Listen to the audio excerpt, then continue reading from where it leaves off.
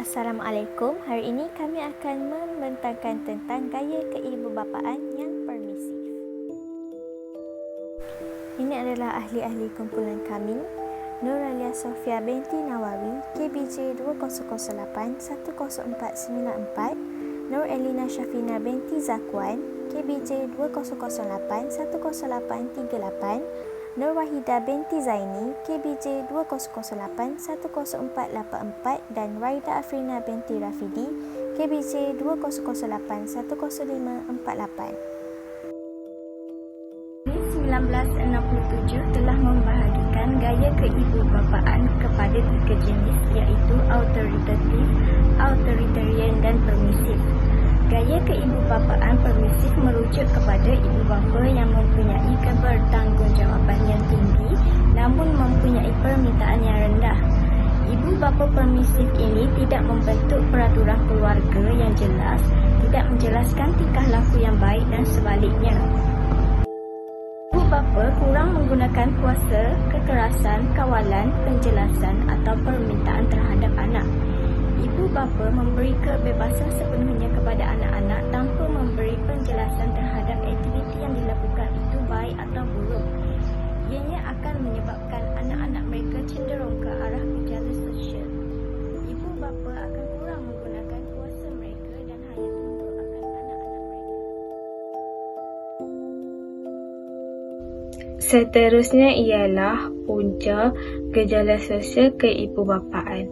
Salah satu punca gaya kehidupan yang menyebabkan anak-anak mereka terjebak dalam gejala sosial ialah yang pertama, ibu bapa yang bersikap acuh tidak acuh kepada anak-anak yang menyebabkan anak-anak mereka terabai, dan ibu bapa yang tidak memberikan didikan agama yang sempurna kepada anak-anak. Hal ini berlaku disebabkan ibu bapa tidak mengambil berat tentang didikan terhadap anak-anak. Kecantikan agama ini menyebabkan remaja kurang kesedaran dan keinsafan diri sehingga menyebabkan mereka mudah terjerumus dalam gejala sosial. Jelasnya, ibu bapa yang tidak memberikan didikan agama yang sempurna kepada anak-anak turut menyumbang berlakunya masalah gejala sosial. Yang kedua ialah sikap ibu bapa terlalu sibuk dengan pekerjaan. Sebagai contoh, ibu bapa sibuk bekerja siang malam semata-mata untuk mengejar harta kekayaan. Ibu bapa yang mewujudkan kerenggangan antara ibu bapa dan anak-anak boleh menyebabkan remaja tidak mendapat belayan kasih sayang daripada ibu bapa. Oleh itu, ibu bapa yang bersikap seperti ketam menyuruh anaknya berjalan betul juga boleh menyebabkan anak-anak menghabiskan masa dengan aktiviti yang tidak berfaedah. Jelasnya, anak-anak remaja berbuat demikian untuk mendapatkan perhatian dan kasih sayang ibu bapa. Dan akhir sekali ialah sikap ibu bapa terlalu memberi kebebasan tanpa kawalan kepada anak-anak.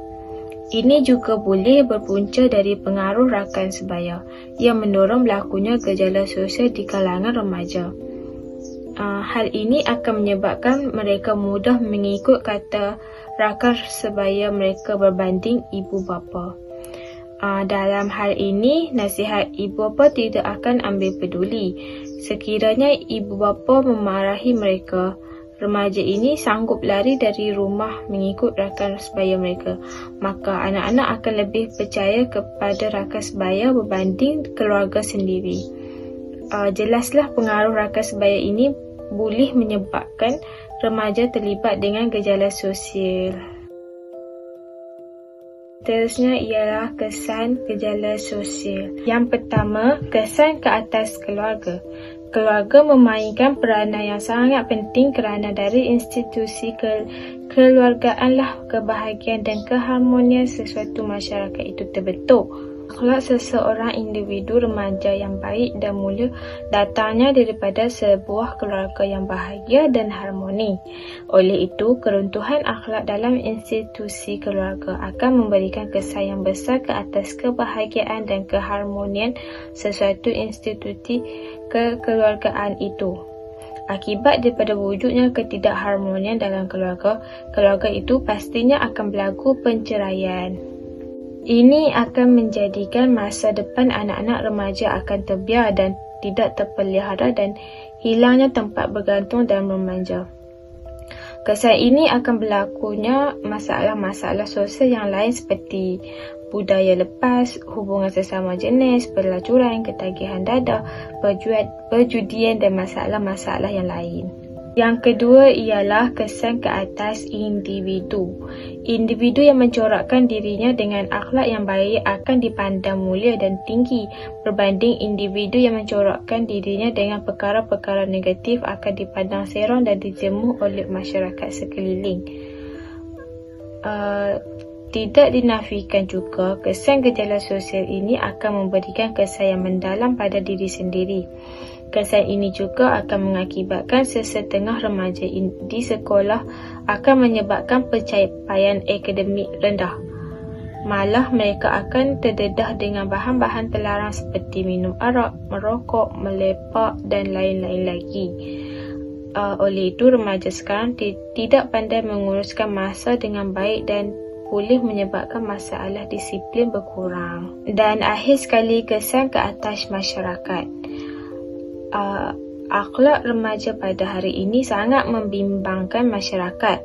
Sekiranya hal ini tidak dibendung oleh pihak-pihak yang tertentu, terutamanya oleh pihak kerajaan, maka tidak heranlah satu hari nanti akan datangnya masyarakat kita akan hancur dan keruntuhan akhlak remaja Melayu terutamanya akan rosak dan binasa. Oleh itu, kesannya akan berlaku sekiranya masyarakat di negara ini akan menjadi berpecah belah, tidak bersatu padu dan porak-poranda.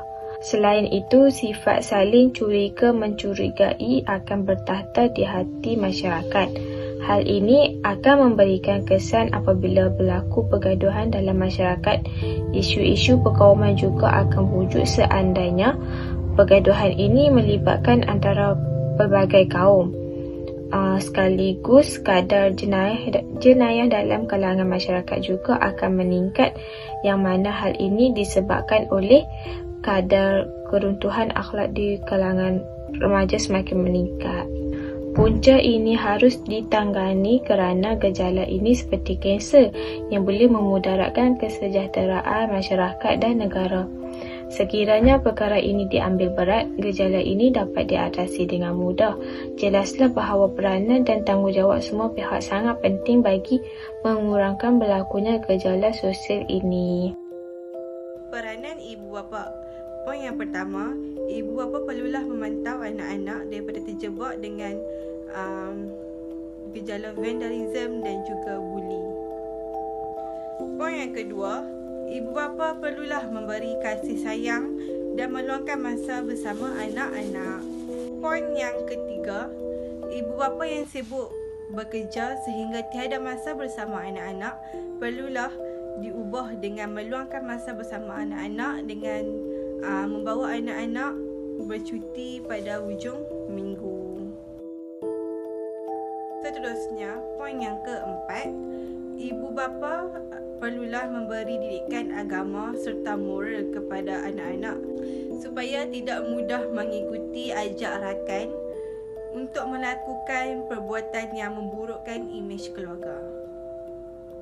Poin yang kelima, ibu bapa juga perlu mengambil tahu hal anak-anak semasa di sekolah dan menjalinkan hubungan yang baik dengan pihak sekolah atau guru. Akhir sekali, gejala sosial ini perlulah dihapuskan dari akar umbi supaya tidak menjangkiti anak muda yang lain kerana merekalah harapan negara. Yang terakhir, kesimpulan. Asuhan ibu bapa yang tidak konsisten akan mengundang pelbagai cabaran dan dugaan dalam kehidupan anak-anak pada masa yang akan datang.